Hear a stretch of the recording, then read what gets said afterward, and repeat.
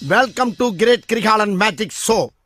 அலைகடலான திரண்டு வந்து ஆர்ப்பாட்டமே இல்லாமல் இங்கு அமைதியாக அமர்ந்திருக்கும் என் ரசிக பெருமக்களே, உங்கள் எல்லோருக்கும் என் அன்பார்ந்த முதல் வணக்கம். ஆண்டவரே, என்ன ஒரு குட் நியூஸ். என்னடா ஒரு நிமிஷம். என்னடா ஒண்ணு சொல்லாம போத்துற? அதெல்லாம் ஒரு தொழில் ரகசிய எங்களுக்கு உறுதுணையாக இருந்த உதயநிதிக்கு மக்கள் வேறு பொறுப்பு கொடுத்திருக்கிறார்கள். அதனால் இங்கே அவர் வர இயலாது. அவர் சார்பாக நாங்கள் வந்திருக்கிறோம். அவருக்கு வேலை நிறைய இருக்கு.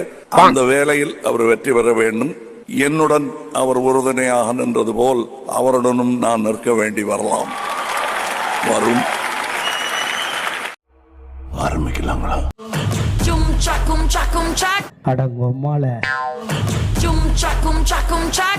வசம்ப வச்சு தேய்க்க வாய்க்கால தண்ணி வந்து வாயை கூப்பிடுடா.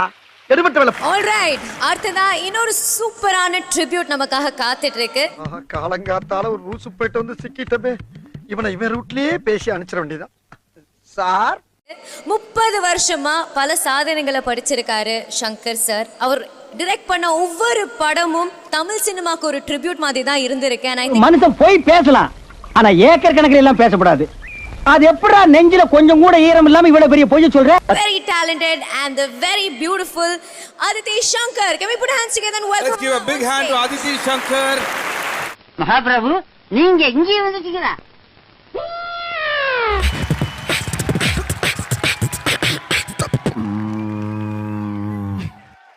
ஆடுறதுலாம் இருக்கட்டும், ஃபர்ஸ்ட் கொஞ்சம் பாடலாமா? பாடு, பாடி தொலையும்.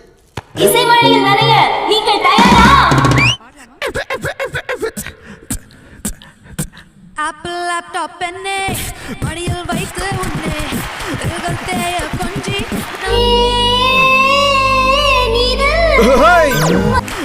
தேய கொஞ்சி நான் ரசிப்பேனே யாரையோ தப்பஸ் மீறல்கால் சுருட்டி ஒரு ஆட்டமும் உயிருக்குள் உருட்டி விட்டாய்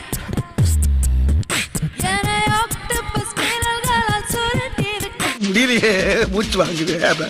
நல்ல ஓட்டம். சினிமாக்கு கமல் சார் பெருமை சேர்க்கிற பிள்ளையா இருக்காரு. ஆனா சினிமால அவருக்கு பெருமை சேர்க்கிற பிள்ளையா இருக்காங்க ஸ்ருதி ஹாசன். அதாவது வாய்க்கு வந்தபடி எல்லாம் பேசப்படாது. எதா இருந்தாலும் நியாயமா பேசணுமா இல்லையா? உலக நாயகனுக்கு அவங்களே ஒரு ட்ரிபியூட் தர போறாங்க. So can we put our hands together? ஓ, இங்க படுத்துற நிமிஷம்னால தாங்க முடியலையே. தலை வலிக்குதுடா, தலை வலிக்குதே. ஸ்ருதி ஹாசன். ஆரம்பிக்கலாங்களா?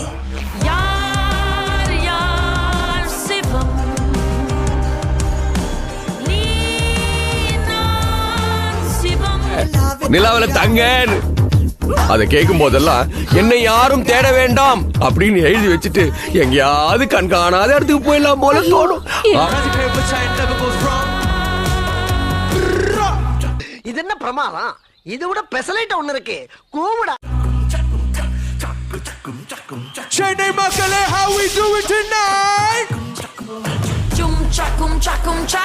சரி, நான் செவனே தானா போய்க்கிருந்தேன். யாரு வம்பு தும்புக்காச்சும் போனா? அடங்கொம்மால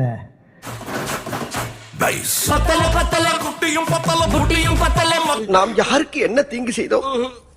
நமக்கு மட்டும் ஏன் இப்படி எல்லாம் நடக்கிறது?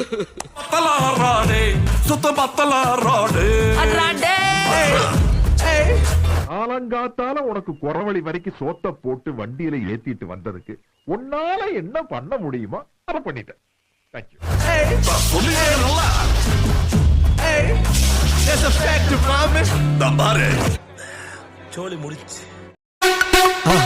மறக்காம சர்ப்ரைஸ் பண்ணுங்க.